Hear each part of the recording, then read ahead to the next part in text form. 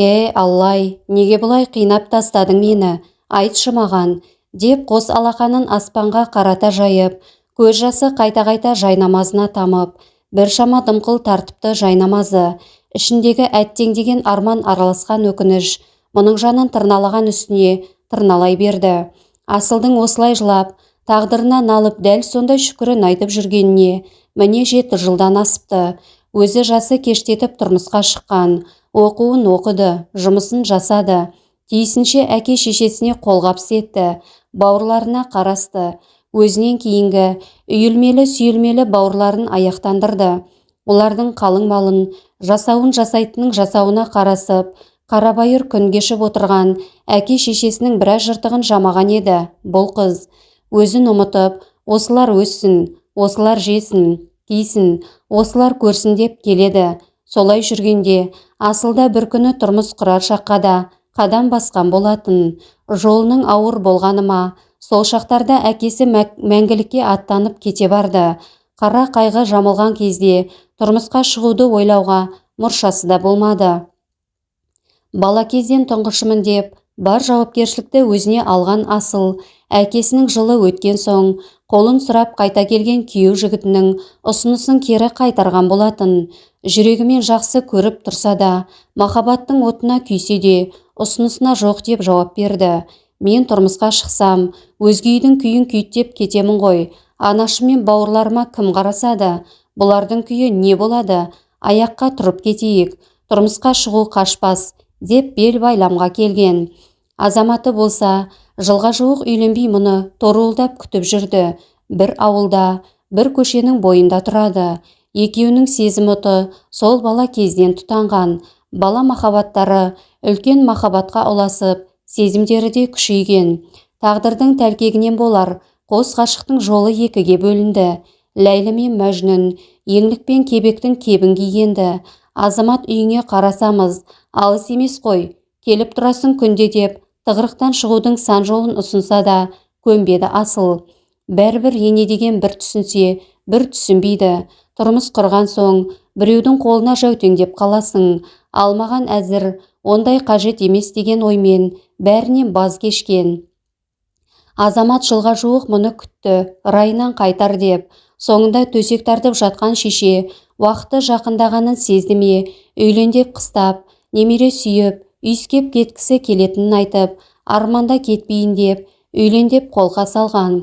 Әпкелерінің тауып берген қызына үйленген. Көшеде кетіп бара жатып, кейде сырттарынан көре қалса, қу жүрек көпке дейін сыздап, есін шығарған еді ғой. Жақсы көре тұрып, бас тарту қандай қиын. Бұл қасіретті сүйгенмен қосыла алмағандар жақсы түсінеді. Азаматтың бақытты болғанын іштей тілеп қалады.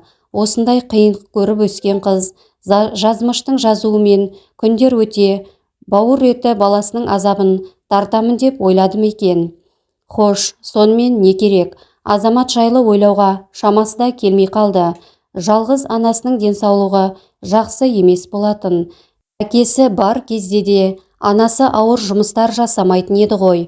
Оған себеп белі қатты ауыратын, бір жағына қарай ауып, шойырылып қалушы еді. Сосын емес пе, асылдың бар жауапкершілікті өзіне алып жүргені.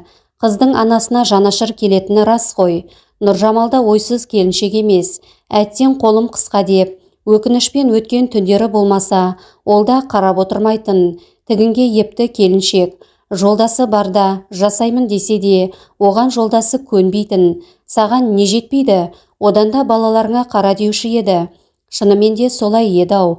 Марқұм Бекжан еңбекқор жан болатын. Жұмыс дегеннен қашпайтын еді. Шаршап тұрса да, еңбектенетін жан болған. Отбасын ештеңеден тарықтырмады. Аяқасты аттанып кеткен соң ғой, отбасының қиналыңқырап қалғаны. Асыл, әкесі қайтқан шақта оқуын тәмамдап, жұмысқа орналасуға әрекет жасап жүрген. Қалада жұмыс жасаймын деген, оның қалауы болмай қалды. Әкесі кеткен соң, анасы мен бауырларының жанында болғаным жақсы, деп ауылға келген. Шыны керек, ауылда жұмысқа орналасу қиынның қиыны. Балалар дәрігерінің оқуын оқыған еді. Ауылдық, аудандық ауруханаларға барып, табан тоздырып жүргеніне 2 айдан астам уақыт өтті. Алланың қарасқаны ма, өз ауылында тұратын балалар дәрігері аяқ астынан көшетін болыпты. Басқа жерге табан тоздырып барып жүргені бас дәрігердің есінде. Ешқандай парасыз-ақ Асылды жұмысқа алды. Әйтпегенде белгілі ғой, жұмысқа басын тығу үшін әжептәуір қалта томпайтып тұру керек. Біздің елімізде білімге қарамай осы параға арқа сүйеп алатындар жетерлік жұмысқа. Қарыздан тарығып, басы қатып отырған еді. Бұл уақытта Асыл мен анасы Нұржамал бауырларымен бірге далада кешкі шайларын ішіп отырған. Асыл анасына: «Мама, болды, енді мамандығым бойынша жұмыс іздемеймін, алмайды бәрібір. Одан да ертеңнен бастап ауданға барып жұмыс іздеймін. Тойханаға ыдыс жуушы болсам да жасаймын. Бір мемлекеттен келетін жәрдемақы қайда жетеді?» деп отырған. Үйде қуаттағышқа қосылып тұрған телефонын кішкентай 3,5 жасар інісі алып келіп берді. Жанында 7-шіге өткен өзінен кейінгі сіңлісі бар. Дамылсыз қоңыраулатқан бейтаныс номерге жауап берген Асыл сөйлесіп біткен соң бар даусымен шыңғырып жіберді. Қуанышында шек жоқ. Жұмысқа алатынын тіпті бірден қойғанын айтып, анасынан сүйінші сұрай қуана айтып отыр. Жалғыз Асыл ғана емес, бауырларда дән риза болды.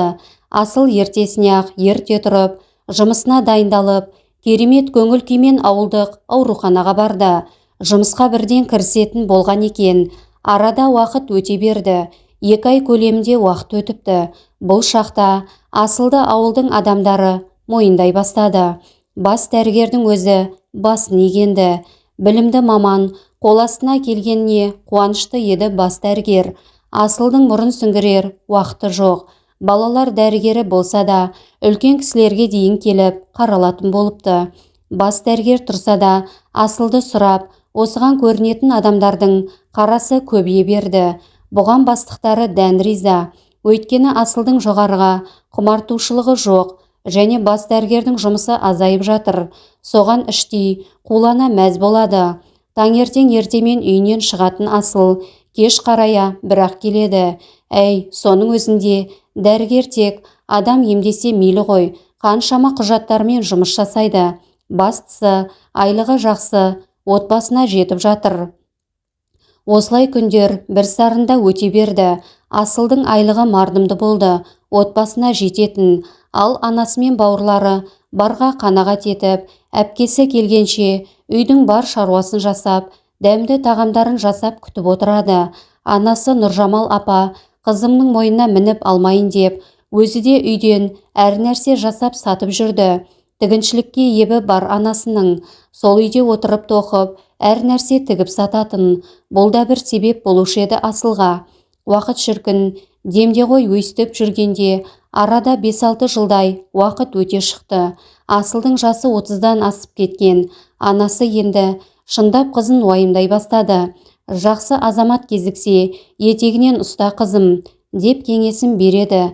Бұл уақытта Асылдың сіңлісі жоғарғы оқу орнында 3-ші курста оқитын.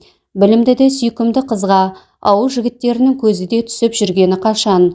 Солардың ішінде мектепте дене шынықтыру пәнінен ұстаздық ететін Нәбимен ара қатынасы сәл өзгешелеу еді. Азаматтан кейін бүйрегі бұрған жан осы Нәби еді. Оның да шынайы көңілі бар еді Асылда. Сонымен не керек? 4-5 айдан соң Нәби Асылға сөз салды. Екеуі қыз жігіт болып кездесе бастаған. Нәби балалар үйінен шыққан жігіт. Өмірге деген құлшынышы ерек еді. Өз-өзін тастап жібермей білім қуды. Арман қуып, оқуын бітірген соң қалаға емес, ауылға келді. Ауыл адамдары ұнайтын, алдауды білмейтін, аңғал жандар, қонақжай бауырмал, ауыл халқына қызығатын. Дипломмен ауылға жобасымен Асылдың ауылынан баспана алды. Мектептеріне жұмысқа тұрды. Енді ниеті сол жақсы қызға үйленіп, үйлі болып, үбірлі-шүбірлі болу. Өзі көрмеген ананың аялы алақанын, әкенің мейіріммен қорғанын көрсету болды. Асылға сөз салған сәттен-ақ өзінің жағдайының барлығынан хабардар еткен. Несін жасырайық, Асылға да осындай күйеу керек еді. Тұрмыс құрса да, анасы мен бауырларына қарасып, қолдағы барын беріп қарасатын жан керек еді. Сөз салғаннан соң небәрі 2 ай көлемінде екеуі шаңырақ көтерді, тіпті той жасамады да, оған құлшынбады. Нәбидің әріптестері ортадан жәрдем іздеп, ауыл адамдарына дастархан жайып, беташар салтын өткізіп берді. Нәбидің жасы 32-де еді. Ауылдың өзімен жасты қатар жігіттері Нәбиді орталарына қосты. Қатарымыз екенсің, ендігі жерде бауыр болып, сыныптас болып араласайық. Ал Нәби болса дән риза, алдынан жақсы жандардың шыққанына қатты қуанды. Нұржамал ана болса, қалың мал қажет емес, екеуің бақытты болыңдар деп бата берді. Үйде отырып тіккен қызыма деп жиған көрпе төсегін апарып берді. Шама шарқы жеткенше бірін-бірі сыпыра ыдыстарын апарды. Екі үйдің арасы ұзақтау болды, бірақ бір ауыл еді. Асылдың студент бір сіңлісі, бір інісі және кішкентай мектепте оқитын 2 сіңлісі, бір інісі бар. Барлығы да өз күндерін көріп жүр. Нәбимен Асыл құрдас болатын. Сонымен не керек, өмірлері жақсы өтіп жатты. Кішкентайлар екі ортада өсіп жүр. Нәби көпшілікті қалайтын, үйіне келген қайныларымен балдыздарын жібергісі келмейтін. Екі үйде бақыттың құшағына бөленіп өсіп жатқан.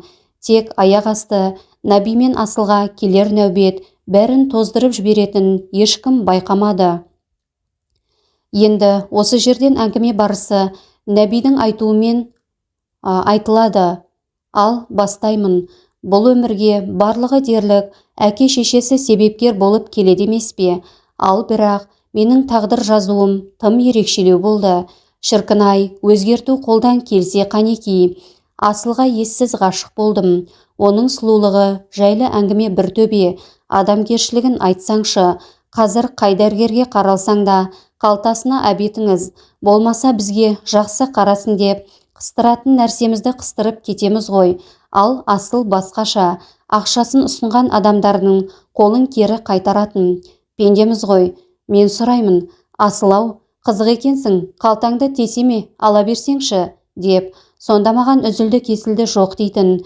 Маған алу қиын емес қой, тек әр ақшаның сұрауы болады. Ол қиын, өте алмайсың. Онсыз да мемлекет қарамағына ақысын беріп жатыр. Шүкір, берекесі бар. Ертеңгі күні қабірде жатсып, сол біреу қиналып тауып, өзі ауырып шипа іздеп келіп отқан жанның маңдай термен тапқан ақысын маған берсе, оның өтеуін мен қалай өтеймін?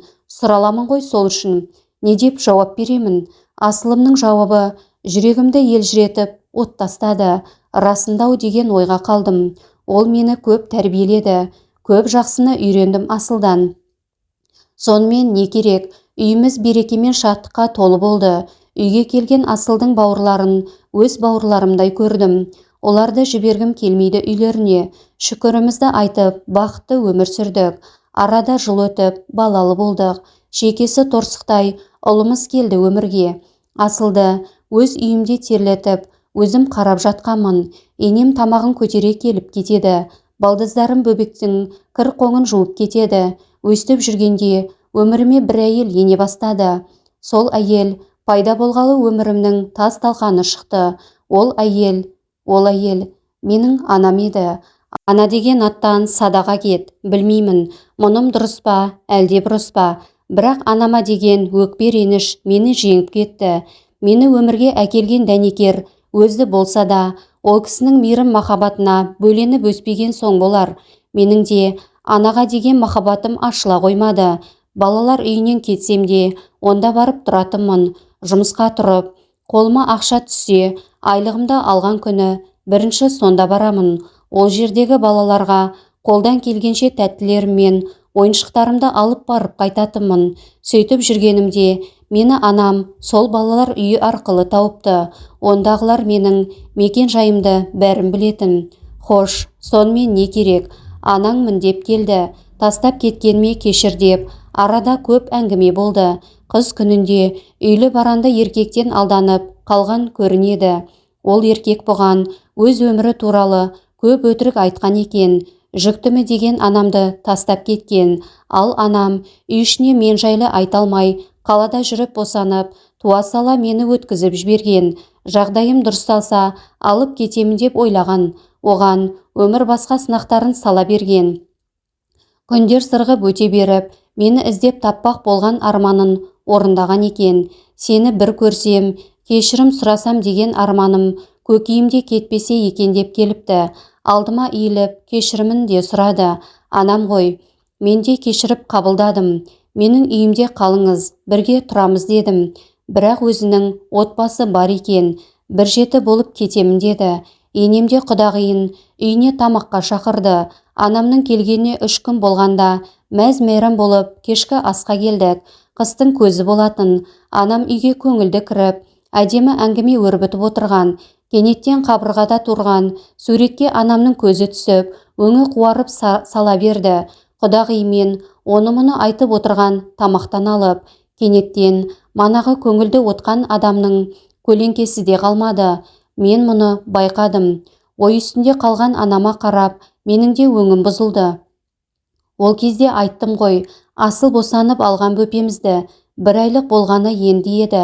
Анамның әлгі төрдегі ілініп тұрған картинаға қарап, қайта-қайта мазасы қашып отырғанын байқадым. Бірақ ештеме деп сұрамадым. Тамақ алынып, шай келді. Анам ауырып тұрмын деп қайтуға асықты. Тағы көрсеміз ғой деген желеумен қайтып кеттік. Көлікпен келген соң бөпемізді құндақтап ала келгенбіз. Оны орап, келіншегімді қалың киіндіріп қайта шықтық. Үйге келе от жақтым өзім. Жаңа босанған келіншегімді өзім терлеткім келді. Үйден шығарда салып кеткен көмір шоққа айналып қалыпты. Үстінен қайта отына келіп салып, ошақты маздатып қойдым. Шайды енемнің үйінен анам асыққан соң дұрыс ішпеген еді асыл. Тез шөлдей береді екен ғой, жаңа босанған аналар. Соған сүт шайын демдеп бердім. Ошақтың жанына төсектерін салып бергем. Келіншегім мен ұлымның. Асыл жалғызсырамасын деп жанына қосылып шай іштім. Бұл уақытта анам басқа бөлмеде жатқан. Мазам болмай тұр, ұйықтай қояйын деп. Бір кезде бізде ұйқыға кеттік. Жарықты сөндіріп жатып қалған кезде де ұйықтай алмадым. Анамның бағанағы бейнесі көз алдымнан кетпей қойды. Орнымнан тұрып, анам жатқан бөлменің есігін қақтым. Ол кезде мама деп атағанмын. Ол кісіні кешіріп қабылдаған сәттен есікті қақтым. Мама, ұйықтап қалмадыңыз ба? Сәл үнсіздіктен соң тағы да қайталадым. Жауап жоқ. Содан соң шыдай алмай есікті ашып кірдім. Кіргенім дұрыс-ақ болған екен. Қонақ шақырарда қоятын үстеліміз бар еді. Ауырлау келген. Сол столдың жатқызып қойған. Орамалын үстел аяғына байлап, өз-өзін аспақшы болып жатыр екен. Жүрегім бір сұмдықты сезгендей-ақ болыпты. Тез қимылдап, орамалды шешіп, анамды отырғыздым. Су шаштым бетіне, әбден жылапты. Не болды сізге, мама? Саған берер, менің махаббатымнан гөрі қайғым көп болған екен. Білсең, сені қатты жақсы көрдім. Қимай тастап кеттім. Әппақ нұр жүзіңді қимай, қайта-қайта сүйіп, етегім жасқа толып, өзіңнен бас тарттым. Сондағы елдің сөзінен қорықтым. Басқаны білгенде, солай болып қалуы мүмкін екенде, білуім керек еді ғой. Жігітіме сенген едім. Ол мені алдаған екен. Менімен танысқанда бойдақпын деген. Ал қалай жүкті екенімді біліп, оған айтқанымда, менің отбасым бар, жаңадан үйленгенмін. Келіншегімнің де аяғы ауыр, оны жақсы көремін. Жастықтың желігі басылмай, не болар деп жүргем. Менен күдеріңді үздеп, ақшасын қолма ұстатып кеткен. Содан қайтем, алдырып тастауға уақыт үлкейген. Қанша туғым келмей қаласам да, Алла жарық берсе көреді екен. Ішімді әбден ұрдым, соқтым, жыладым, өз-өзімді тастап жібердім. Жатақханадан шығып, пәтер жалдап, әр жерде ыдыс жуып жүріп, жұмыс жасадым. Өзім арық бойшаң болған соң, ішім біліне қоймады. Үнемі кең киіп жүрдім оқуда. Босанарға 2 ай уақыт қалғанда, жақыным қайтты деп сұранып оқудан шықтым. Ол кезде сабақта аяқталып жатқан. Деп анам ескі жарасының аузын тырнап, созбақтай берді. Мама, неге? Менің шаңырағыма келіп, мұндай нәрсе жасап отырсыз. Тағы да бақытсыз қылып кетпексіз бе? Деп ашуландым. Есін жияр дегенім еді. Асылдың әкесінің суретін көріп, неге көңіліңіз түсіп кетті? Танисыз ба? Іштегі күдігім, тастап кеткен жігіті, осы болмаса екен дейді. Айтсаңызшы, ашуға булыққанымнан даусым қатты шығып кетті. Тастап кеткен жігітің кім? Атын айтшы, қайда тұрады? Қанынан жаралдым, іздеп барайын. Әдейі осылай айттым. Шындықтың шырмауын түйсігім сезіп тұр. Тек анам жалтарып кетеме дегенім болып тұр. Бірақ үнсіз тұрып, жылап тұрып анам әттең, әттең, әттең дей берді. Сенің әкең сол адам. Жек көрдім. Жек көргенім сонша, енді қалғым келмеді. Сыртқа шығуға бекініп, орнымнан атып тұрдым. Көлікке келіп, оталдырып жүріп, ауыл сыртына бардым. Ешкім аяқ басып бармады-ау деген жерге. Іштегі ашу, ызам, өкінішім менің еркімнен тыс болып жатыр. Сонда мен, асыл мен. Ал баламыз ше? Менің асылға деген сезімім ше? Қайда қалды бұның бәрі? Қандай қиын мына сезім, қандай қиын. Таң атып кетсе де, көлік ішінде жата бердім. Анам, жоқ, әлгі апайдың кетіп қалғанын күттім. Қыс ауасы суық болса да, жанымның жаурап мұздағаннан, тәнімнің жаурағанын сезбеппін де, түске таман үйге бардым. Келіншегім байғұс амалдап от жағып, қалың киініп алып, жыбырлап жұмысын жасап жүр. Мені көрді, бірақ ештеңе сұрамады. Үйге кірдім де, ұлымды құшақтап ұйықтап кеттім. Енді не болады? Қалай болады? Ойлап-ойлап жауап таппадым. Шындықта асылға бірден айта алмадым. Уақыт керек болды. Өзімді іштей дайындадым. Араға 5 ай толды. Асылға ешқандайда жақындамадым. Шындықты айтудың ретін таппадым. Шайтан ойым, кейде жап-жақсы отбасың айтпа дейді. Оймен арпалысып жүргенде ұлымның сырқат екенін білдік. Көп ауыра берді. Ұйқысыз түндерде де жылай берді. Асыл екеуміз кезек-кезек қараймыз. Осы 5 айға толғанда пайда болды бұл дерт. Бірден ойыма әр нәрсе сап ете қалды. Асыл жылап, еңіреп жүріп қаратты дәрігерлерге. Қасында мен бармын әрине. Кішкентай балаға бар ауруды үйіп берген. Басында ауытқуы бар, дейді. Бауыр, асқазан, жетілмей қалған. Айта берсең тіптен көп. Өзімнен тараған ұлым ғой. Ет жүрегім езіліп, шарасы жатқан бөбегімді қолыма алып, еңкілдеп кеп жылап алайын. Көлікте отырмын, балам қолымда. Асыл ауруханада құжаттармен жүр. Балапаным, балам-ау, ботадай көзіңнен айналдым. Жапа шеккен құлыным. Сен қиналдың-ау, жарқыным, жүрегім. Айтыңыздаршы, перзентінің ауырып, жанының қиналғанын көріп, қай атана шыдасын? Мен бір шешімге келдім. Бұлай жалғаспайды. Жалғаса берсе, ұрпағыма зияным тиетінін біліп тұрмын. Мұндай сұмдықты кім көрген? Бірақ өмірде болады екен бәрі де. Асыл құжаттарын алып, көлікке отырды. Көңіл күйі жоқ, қайдан болсын? Тіке үйге тарттым. Ең қиын сәт мен үшін, айтудың өзі ауыр. Асыл, отыршы, айтарым бар. Отырғыздым жаныма. Қалай болды? Солай айттым. Тек тыңдап болғанша, ештеңе айтпа дедім. Ол үнсіз ғана жылап отыр. Қандай қасірет мынау. Ұйып тұрған отбасыңнан өзің бас тарту. Сүйе тұра кету, көну. Қиын бермесін мына тағдырды ешкімге. Асыл жылап сықтап, өз-өзіне келе алмай апта жүрді. Мен де үнсізбін. Бұлай болмайды, молда шақырайық. Біз білмедік ештеңе. Үлкендердің қателігінің зардабын біз шектік қой дейді. Асыл қос шанары жасқа толып. Содан енеме айтып, ол кісі естіді бәр жайды. Оғанда оңай соқпады білем. Үйге молда шақырып, некені бұзып, Құран оқытып, құрбандық шалдық. Үйімізді дипломмен ауылға жобасымен алған соң, келісімді шартқа қол қойғаным бар. Жырақ кет алмадым. Басшылықпен сөйлесіп келіп, жарты жылға басым ауған жаққа кеттім. Балам 7 айдан асқанда, періште болып келіп, періште болып кетті. Осы жағдайдан соң кеттім. Анама бардым іздеп. Қатты сөйлеп ренжісем кешіріңіз. Сізді кештім. Аман болыңыз, деп ол кісімен де қоштастым. Оғанда оңай болмады. Бір қателігі бар өмірін өксітті ғой. Медресеге бардым. Анамнан шығып, Құран жаттап, намазға жығылдым. Солай қайтадан ауылға келдім. Асылда намазға жығылыпты. Басына түскен наубеттен шашы да ағарыпты. Оңай емес оғанда, маған да. Келіп, Асылмен жеке сөйлестім. Екеумізде сезімнің ұшқыны қалмапты. Асыл отбасымен қалаға көшетіндерін айтты. Білімін жетілдіріп, сонда жұмыс жасаймын дейді. Міне, бүгін асыл отбасымен қалаға көшті. Өзім басы қасында жүріп, жайғастырып жәрдем бердім. Ендігі өмірі жақсы болса екен, қолымнан келгенде тағдырдың жазуын өшірер едім. Бірақ мүмкін емес. Жақсы жар кездесіп жатса, мен де отбасын құрармын. Тек жүрек түкпірінде бір түсініксіз сезім қалады екен. Сіздің әңгімелеріңізді мен үзбей оқимын. Сосын ой келіп Набиге айттым. Екеуміздің сізге жазғанымызды ұрпақ алдындағы парыз деп түсіндік.